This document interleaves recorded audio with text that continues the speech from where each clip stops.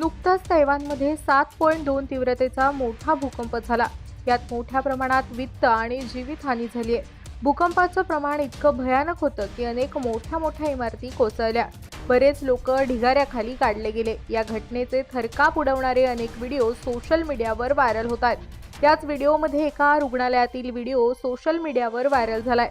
या व्हिडिओमध्ये तीव्र भूकंपाचे धक्के जाणवताना दिसतात। तैवानमध्ये जेव्हा भूकंपाचे धक्के जाणवले तेव्हाचं हे दृश्य रुग्णालयातल्या सीसीटीव्ही फुटेजमध्ये कैद झालंय। पुढे व्हिडिओमध्ये दिसतं की ज्यावेळी भूकंप झाला त्यावेळी रुग्णालयातल्या एका रूममध्ये काही पाण्यात नवजात लहान बाळं असल्याचं दिसतंय। त्यावेळी तिथे 2 नर्स उभ्या होत्या। काही क्षणात भूकंपाच्या धक्क्याने रूममध्ये असलेल्या बालकांच्या पाळण्यांना नर्स पकडतात, तसंच रूमच्या बाहेर असलेल्या इतर सहकाऱ्यांना बोलवताना दिसतात। सध्या या घटनेचा व्हिडिओ सोशल मीडियावर मोठ्या प्रमाणात व्हायरल होत असून या नर्सचं नेटकऱ्यांकडून कौतुक होतंय।